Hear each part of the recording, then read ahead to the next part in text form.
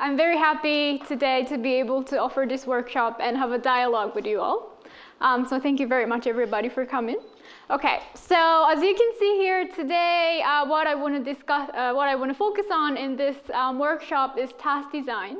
And specifically, I want all of us, to think about how can we support students' learning through designing tasks in certain ways. Yeah.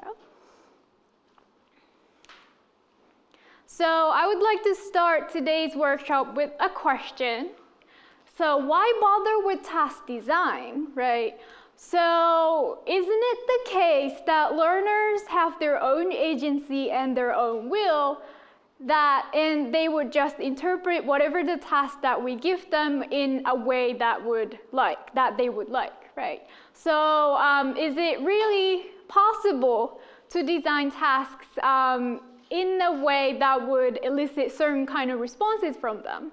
And in SLA, this is a real concern, and this is actually one of the criticisms to task-based language teaching, which I will talk about very soon. So some scholars are worried about, or it's more like they're dubious about the power of task design. But to this kind of an argument, I would like to say that we can design tasks that at least have a higher likelihood of accomplishing what we hope in terms of language learning outcomes.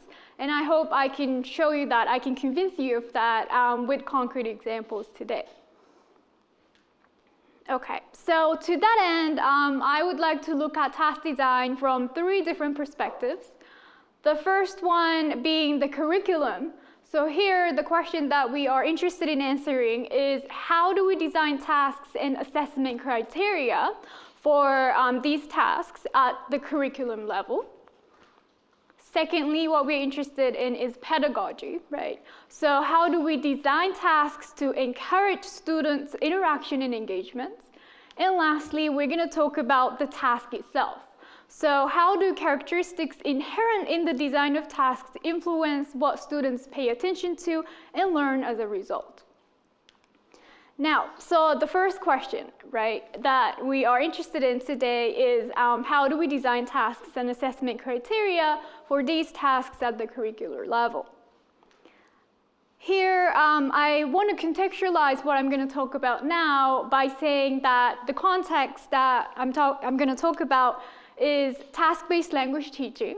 What is it? Well, it's basically an approach to language education that is based on research findings from various disciplines, right? So it's not just based on the kind of findings that we got from second language acquisition, but it's also related to education and even psychology and so on and so forth. The second sort of aspect is that tasks, or here what we mean by tasks is meaning-oriented communication-based activities, are the building blocks of TBLT, task-based language teaching, serving as both the target of instruction and also the medium of instruction. And we'll talk more about that later on.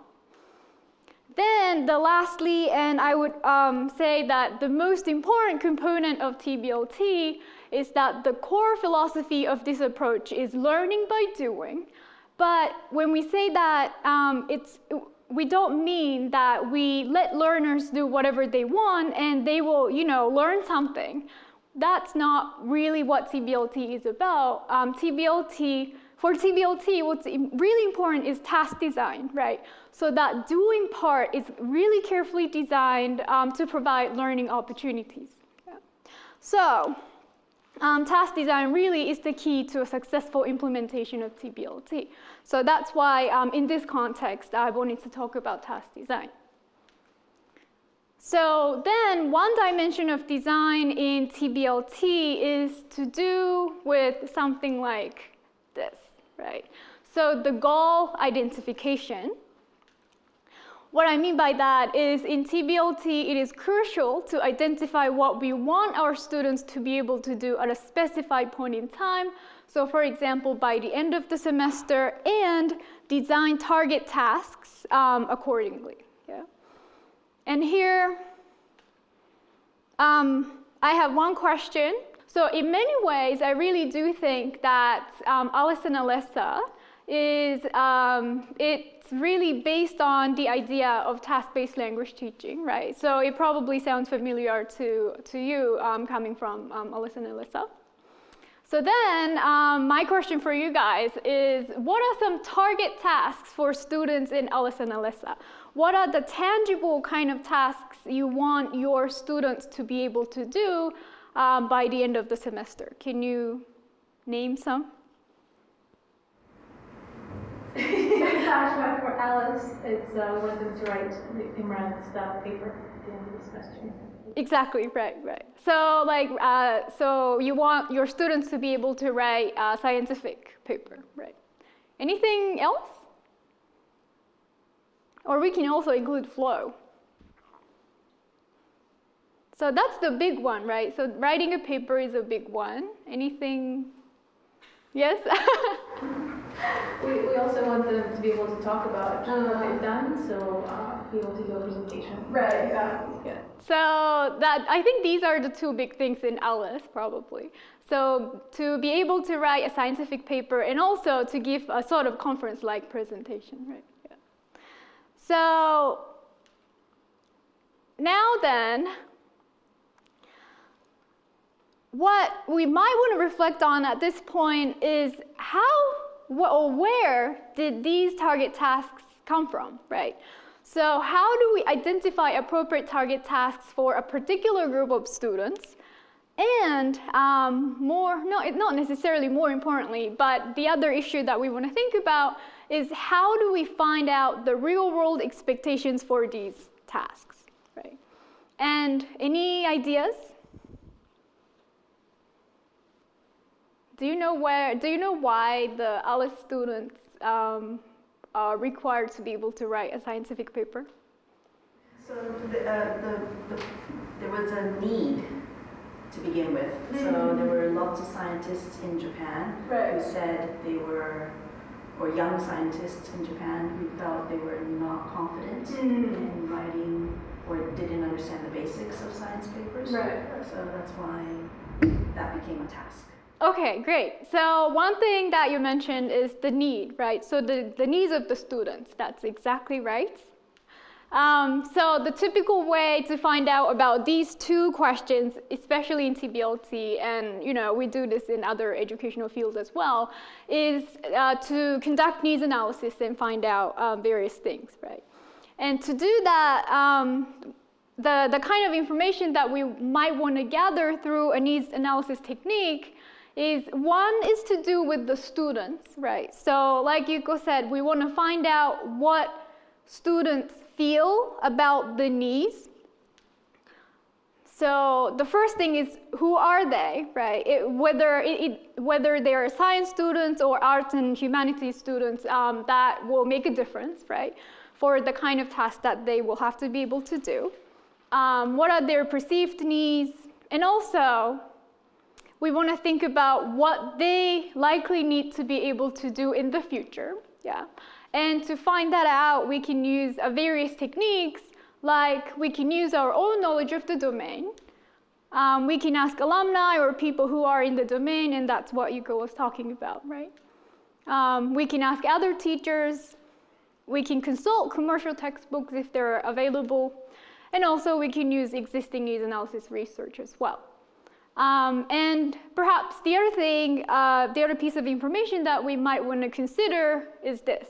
So we want to consider alignment with other classes. So if there's a sort of TBLT course for science students already, we don't really want to replicate that because, then it's sort of redundant, right? So we want to think about it, and we also want to think about after they take this course, what kind of a course can they take? Think about these things. And here, what we are trying to do then is to design target tasks based on the needs analysis findings. So the needs analysis findings give us a sort of empirical basis to select and design target tasks. So we're not just selecting tasks because we want we like these tasks, right? So we are finding out information about students' needs so that we have some sort of a foundation, right, to choose target tasks for a particular group of students. So that's the first use of needs analysis. And here I just wanted to give you another example. So we talked about Alice, and here I wanted to give you another example, which is, so these are not really these guys, but the context that I'm going to talk about here is my students. So I'm teaching business English to business majors at another university, and their average TOEIC score is 700. So they're not necessarily advanced learners, but they are, I would say, upper intermediate. And their writing skills are a lot better than their speaking skills. And when I was assigned these students, I had complete freedom to choose whatever I wanted to teach. I didn't necessarily have to teach business, but I decided to focus on business English because interestingly, there was no other business English courses that they could take. So, and given that they are business majors, business English is something that they would probably need in the future. Yeah. And also, when I asked the students what kind of things do you want to learn in this course, what they said was they wanted to focus on speaking skills rather than writing skills because they were already aware that they were, sort of okay, or actually they were pretty good at writing in English. And then at the same time, I was also talking to people in the business world, right? I was talking to friends who are already working outside, in the real world. And then I was asking about what kind of tasks, real world tasks, do you need to do in your business setting at work? And one thing that repeatedly came up was to be able to give a presentation. And given that the students wanted to focus on the oral skills and the presentation is oral in mode, so then I decided giving a presentation to be sort of a target task for my students. So we'll come back to this example repeatedly throughout the workshop. All right. Then the sort of second and perhaps less well understood purpose of needs analysis is to figure out what it means to do the target task well, right? So for in my case, this use of needs analysis was very, very important because I don't necessarily come from business background. So I am very familiar with academic presentations, but I wasn't too familiar with business kind of presentations. So I needed to find out what's the real world expectation, yeah? So here, to do that, I talked to people in the business world, and I also did some research online about what makes a good business presentation. And of course, some of them were very familiar to me, yeah? So things like making eye contact, speaking up, be well prepared, and tailor presentation to the audience, these elements, they're probably important to any kind of presentation, right? But what I thought was kind of unique to the business setting was the audience engagement. So things like make the presentation simple and yet impactful, use humor, right? Or use body language and also be enthusiastic about the product that you're selling, for example.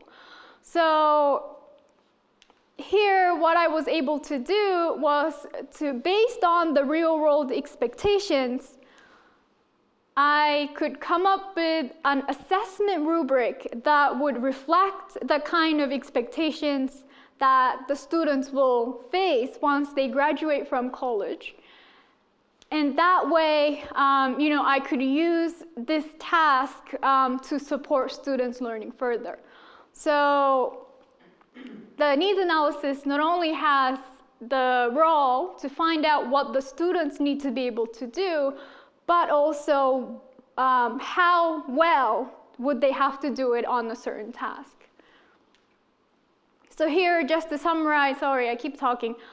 Just to summarize the first set of principles, in systematically thinking about task design at the curricular level, we want to use analysis, we want to use needs analysis to design target tasks and also assessment criteria for the target tasks. Before we move on to the next section, do you have any comments, questions? Yes, I'm not sure if it's directly related, but Yeah. I was curious, when you were doing your research as to what makes a good business presentation, did you talk to people in Japan or outside of Japan, or both? And is there a difference in the kind of things that... So I talked to people in the business, so I basically talked to a few people in Japan and a few people outside of Japan. And basically the kind of answers that they came up with were very, very similar. And I think it was because people who I talked to who were in Japan, they work for an American company. So that's probably why they had sort of an English kind of expectation. Yeah. Right. So here, I'll make it a little more engaging since we're going to talk about engagements. All right, so let's do a task. Now, I would like you to find a partner, and 3 would be okay, but if you could find a partner, that would be great. All right, now I want you to decide who wants to be A-san and who wants to be B-san. And C, no, there's no C-san. So in that case, I guess we're gonna have, let's get 1 A and 2 Bs, if there are 3 people.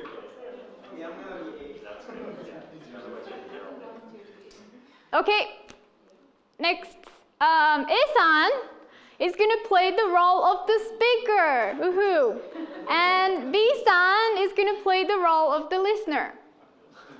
Yeah, and now, it's important. Now, you're going to see a 6 framed picture strip, and you have 30 seconds to familiarize yourself with the picture strip. And after 30 seconds, A-san, I want you to start telling a story to B-san based on the picture strip that you see. And lastly, B-san, you do have a job. B-san's job is to listen to A-san's story very carefully. All right, let's do it. So I'm going to give one per pair. One paper per pair. Any questions before you start? Are we clear with the rules? Any questions? Are we good? Only A-san can watch the paper, right? Good question. For now, both of you can see it. Yeah. We'll talk about that. Okay, so I'm gonna time 30 seconds. Okay. All right, thank you. So we'll talk about it. We'll talk about it in a minute. We'll analyze it in a minute. So hold on to your thoughts. Now, we're going to do another task. Okay, so now I would like you to make groups of 4. Then what I want you to do is this. So I want you to discuss what makes a good, let's do academic presentation. That's it. Discuss. So now can we go back to the narrative task? So we'll talk about the discussion later on, but let's talk about the narrative task first. And can you reflect on the kind of interaction you had with your partner. What sorts of interaction happened during your engagement with the task? And when I say interaction, I mean like a conversation, the kind of communication you had with your speaker or with your listener. Does that make sense? Wasn't the task for one person to speak and the other person to listen? Yep. Language team. Yeah, exactly, right. So this task, like Sasha said, didn't necessarily encourage any kind of interaction, right? One person talked and the other one listened. If that's the case, and if we don't want that as a teacher, how can we make interaction happen with the same material that we have? Any ideas?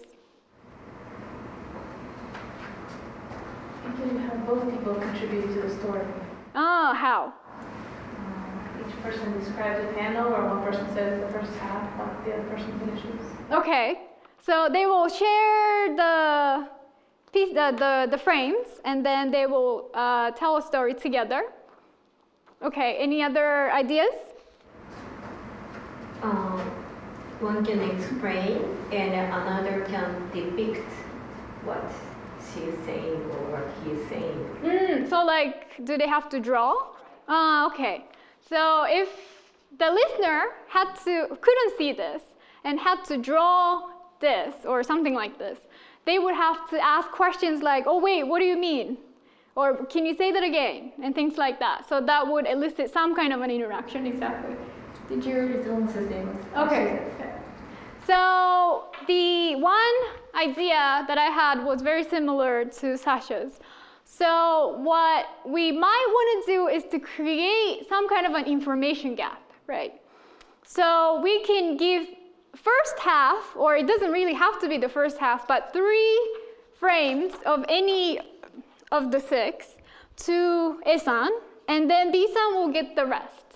And if we give them an instructions like this, don't show your pictures to your partner, describe your pictures to each other, and here they would have to listen to each other, right? And figure out the correct order. Then come up with a complete story with your partner. Yeah. Then here, what we're doing is not just creating an information gap, but also we are making the task closed rather than open with one solution, or at least a finite set of solutions, right? So they can't, I mean, they could try, but there's a logical order to this story. And if they have to come up with that, if they have to find that logical order, they would have to talk about it with their friends, with their partner, and figure it out. And that would elicit interaction. Yeah. Now then, moving on to the discussion task. What about this one? Did this task elicit any kind of interaction among the group? So this one, if we compare it to the narrative task that we did before that, it probably produced some kind of interaction, right?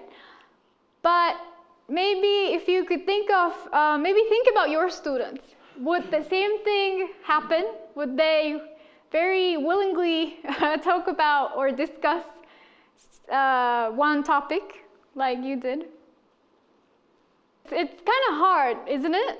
Sometimes I find it really hard to encourage them to have a discussion in English if they are more willing to talk about it in their own language, but that's not, that through that kind of interaction, they don't necessarily learn the language. So I find it really hard to have them discuss when the question is open, like, so what do you think is a good academic presentation or a business presentation? if we want to force interaction, if we want to make interaction happen, what can we do? Do we have any ideas?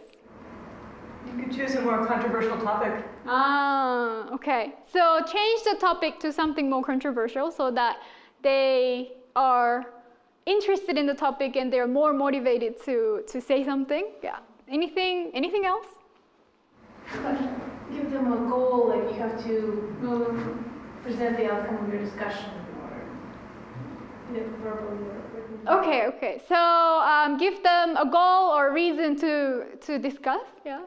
Did you want to? Yeah, just something. Yeah, same kind of thing, but just to say you have to come up with 3, 4. Nice. So here, in a way, so for this narrative task, we talked about information gap, right? So in a way, information gap already exists for this task because, different people might have different ideas about what a good presentation might be. But there's just no drive embedded in the task to have to interact. And how can we solve that issue? Well, like all of you suggested, we can design the task in a way that would require learners to reach an agreement, right? So for example, so we want to make it convergent rather than divergent. So exactly like Yuko said, I didn't tell her the correct answer. So we can have the students to choose 3 most important qualities of a good presentation among the kind of a list that they would come up with. And just to make it more interesting, we can ask them to agree on which one they think they are strongest at and which one they think they would need to work on, as a team. So that kind of specific goal and a convergent kind of goal would elicit more interaction than just an open-ended kind of free conversation type. And here, before I summarize this part of the workshop, I want to emphasize why I'm so worried about interaction, right? What's up with that? According to interaction hypothesis by Mike Long, interaction really is the driving force of language acquisition, right? So people learn language through interaction, and because interaction elicits a kind of feedback that's very important for language acquisition. So if I say something and you didn't understand, you would ask me questions like, oh wait, what do you mean? I don't understand. What does that word mean, right? So that kind of feedback is really important for language learning because then you realize that, oh, I didn't say that word correctly, or I didn't really know how to express what I wanted to say in English. And also it elicits negotiation for meaning. Like, oh, wait, what did you mean this by that? Or like, what do you mean, right? Can you repeat that again? And things like that. And all of these things will help the speaker to form a new form-meaning connection, and that way they will learn a new language. So that's why interaction is really, really important for language acquisition. Okay, so then to summarize, to encourage very important interaction among learners, there are 3 things that we want to do. 1, we want to create some kind of an information gap so that there is a need to communicate and interact. Make the task closed with one or a finite set of solutions. And lastly, make the task convergent like we saw with the discussion task. Okay.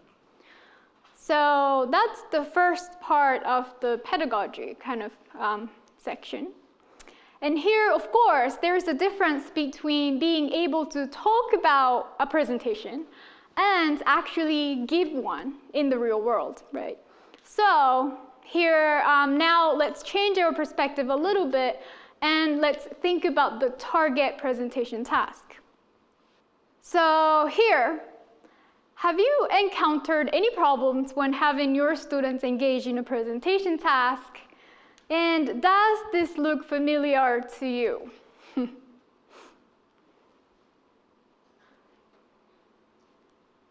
Does it look familiar to you? Have you seen anything like this in your classroom?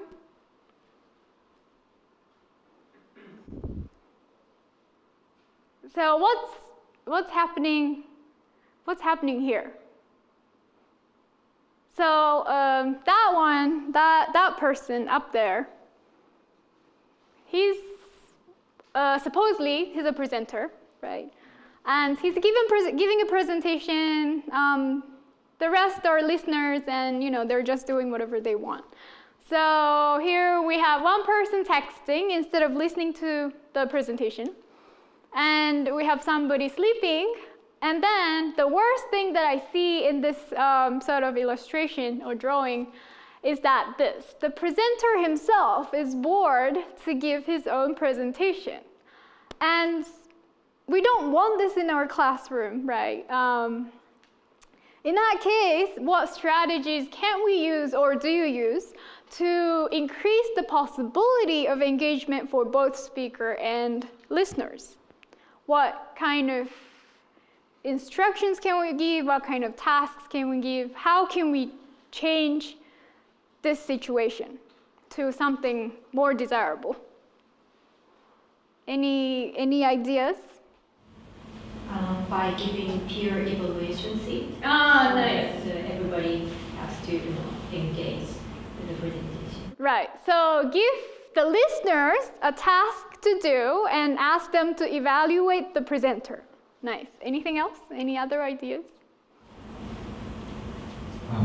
For the notation, for the final notes, I always put a note in my notes the part for the presentation about gesture, or if it's like a role-playing game, like to really be dramatic, so comedy or drama stuff, to even costume, to make it more dynamic and more interesting for the listeners. Okay, so give more specific ideas to the speaker, and give advice to him on how he might be able to improve his presentation. Nice. And count it in the final note too. Yeah, and count it as a part of the grade. Any other ideas? It's not really an idea, but I wonder, I do some of these things that we're talking about, but it's difficult. So they know they have to do it, but is there any way that we can make them genuinely interested in engaging with the speaker, the listeners? So what do you think?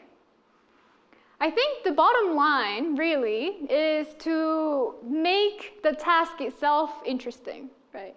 So make the presentation interesting inherently, not because they have to do a task at the end, but because the presentation is interesting. If the presentation is interesting, they would listen to it, right? So in my business English class, I was just really surprised. Maybe I shouldn't say that I was surprised, but my students were so engaged as listeners, and they were really interested in what their peers had to say. And I think a part of it was, so everybody came up with their own inventions, right? And then they gave a presentation on it, and they really wanted to find out what others came up with, what invention ideas they came up with. So I think that was, of course, I did all these techniques that we've been talking about too, but that I think added an impact on their behavior as well. Yeah. But don't you think there's some value in, especially for students that are shy and new to doing presentations, that they get experience doing boring presentations and attending boring presentations, so they see what doesn't work as an example, and then they strategize themselves about A-san and B-san gave boring presentations, what can I do? Or what did I learn from watching these bad presentations? Right. So I don't necessarily want to force that to happen, but I think it is a good idea. And even if we try really hard to design tasks certain ways, just like going back to the idea of learners have their own agency and will, some of them don't necessarily listen to or respond to the kind of task instructions that we give anyway. So we do get some students, giving boring presentations. And in that case, I think it's important to turn that into a learning opportunity, like you're saying. Yeah, exactly. So maybe we could even talk about that in class if it's not, face-threatening for the students. Yeah, exactly. On that note, though, I think, on that note, I was thinking that when we're doing our discussion exercise, talking about what's a good academic presentation is a very familiar topic for us. That's why we were able to come up with all these ideas. But if we were to ask a student to do the same thing, they probably haven't seen a lot of academic presentations, and so they wouldn't have any ideas. Right. And so in that case, I was thinking a good presentation and a bad presentation, or at least two presentations shown to the students, and them observing the difference might be like a step. Right. Or like some kind of scaffolding kind of activity that they can do in order to get to that point Right. of identifying what are the traits of a good presentation. Right, exactly. So what I have not been able to talk about until now, or today actually, is the sequence of tasks, thinking about sequence of tasks, right? So we don't just do the discussion task and move on, right? There has to be some kind of a sequence, and to do that, exactly like Yuko is saying, we want to show them a good model and a bad model. We have them analyze, right, what really makes a good presentation, or why was this presentation really bad? And that would give them something to talk about, right? And that would elicit the kind of interaction that we want as well. Yeah. Great discussions.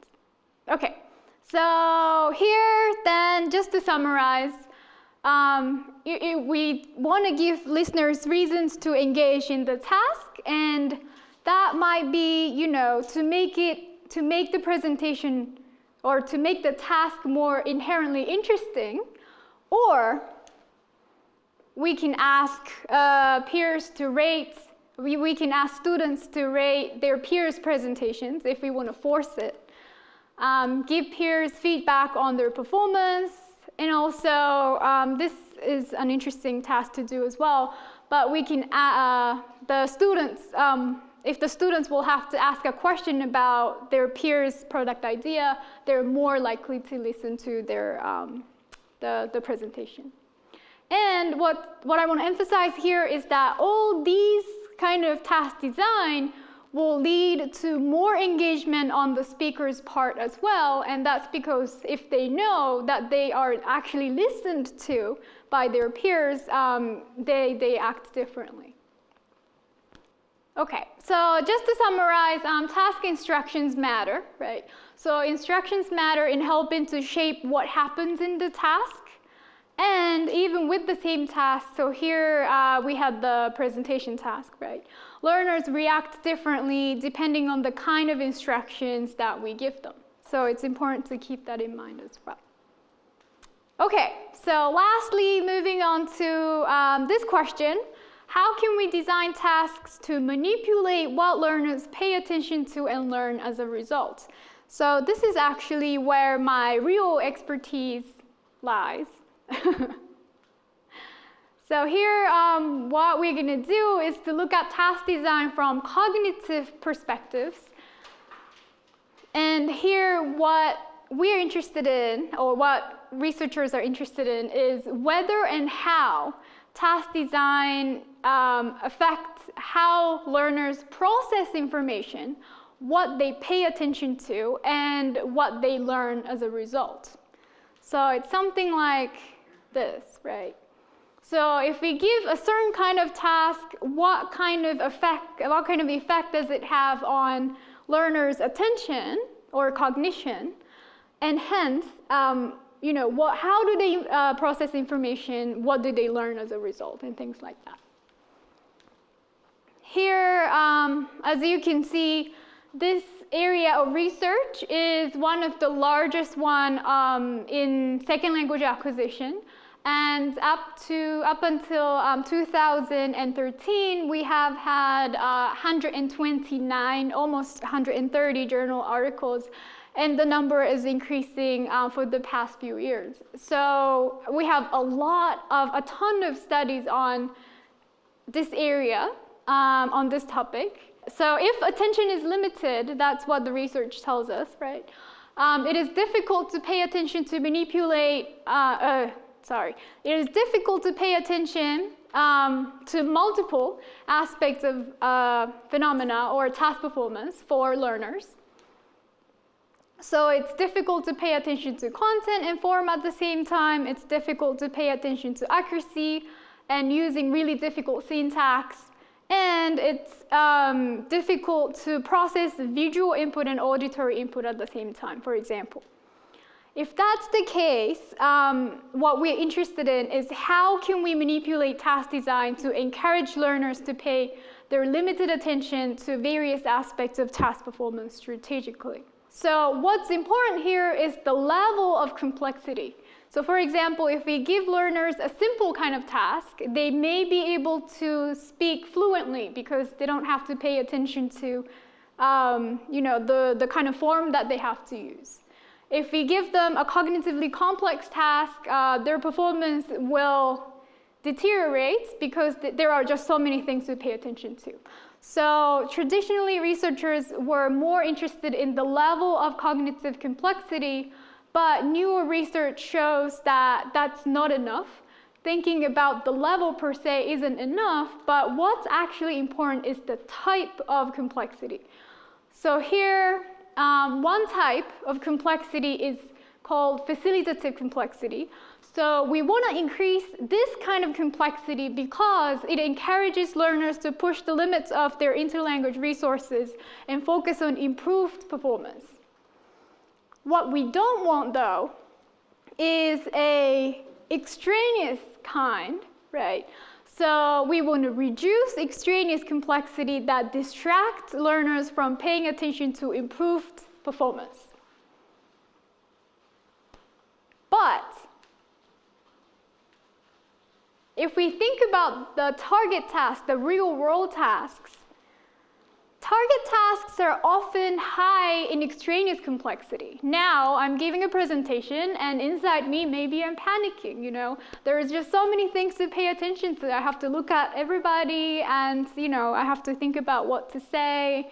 There's just so many things to pay attention to, right? So given that, we don't just want to get rid of all extraneous cognitive load, but we want to use it strategically to make the situation closer to the real-world task. How do we do that? And I want to show you one set of examples, and here we're going to go back to the example of business English course. So one of the target tasks that I set for my students besides the presentation was for them to be able to give a product description. So I wanted them to be able to describe the kind of product that they came up with, so that, and that's because that's just like presentations, that's one of the, the tasks that they would have to do in the real world. So here, just to give you some background, as a group, the students came up with 4 product ideas at first, and these are all new inventions. And then they conducted a market research and chose one best idea out of the 4 ideas. Based on that, they engaged in a product description task followed by a Q&A session. So here, this is the drawing that one of my students did. And this product is called Mrs. Windy. And apparently, it's a hair dryer that you can dry your hair without using your hands. So it's like a helmet. So you put it on your head and your hair dries, apparently. So anyway, that's the kind of invention that they came up with. And they had to describe it, right? They had to explain about it. All right. So if I ask them to do that task without any little tasks or without any scaffolding, they would be like this. I don't know what to say. I don't have enough language to describe my product, right?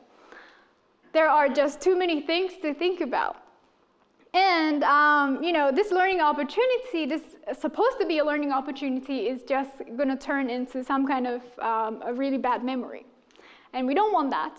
So what can we do to turn this performance task into a learning opportunity? And one idea that I had was for this task, first, before, anything, we might have students draft a product description in writing.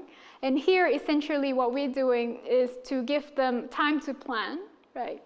And planning studies, there are a ton of studies on pre-task planning, and they show a demonstrative effect on the quality of students' language. So here, by using this technique of giving time to plan, we are increasing the facilitative cognitive complexity, but at the same time, we are reducing extraneous complexity because here they can pay attention to content and the vocabulary or language separately, right? And it's writing, it's not an online sort of communication, so there's less things to pay attention to. And then, as a next task, we might have them read it aloud to their team member who already knows about the product, right?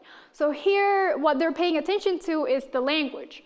They're going to revise paying a particular attention to how it's written rather than what's written, right? And then, as a next step, they can even try to sort of give a product description without their notes. And here, once again, we are having students pay a particular attention to linguistic elements of their task performance. And also, we are reducing the extraneous complexity.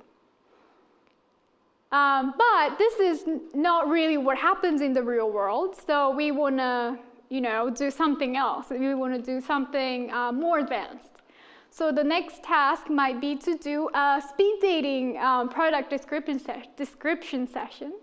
And here, at first, they may not be able to pay attention to language per se, because now they have to communicate with their clients spontaneously, right? And they would have to, describe their product to their friend. And also, for the same reason, it might be high in extraneous complexity, but here what we take advantage of is the task repetition, right? So task repetition is really, really helpful to foster students' fluency. So here, it's plus facilitative complexity in a way that they are now able to pay attention to their linguistic part of the presentation or the performance. And here at this stage, after they have done the same task many times, extraneous complexity gradually decreases, but it's not completely gone, right? It's still there, but that's what happens in the real world anyway, so we want to keep it that way as well. And lastly, as the last task, we can have them record the last try and submit it for an employee assignment. But it's actually a grade. But maybe, we can contextualize it like that.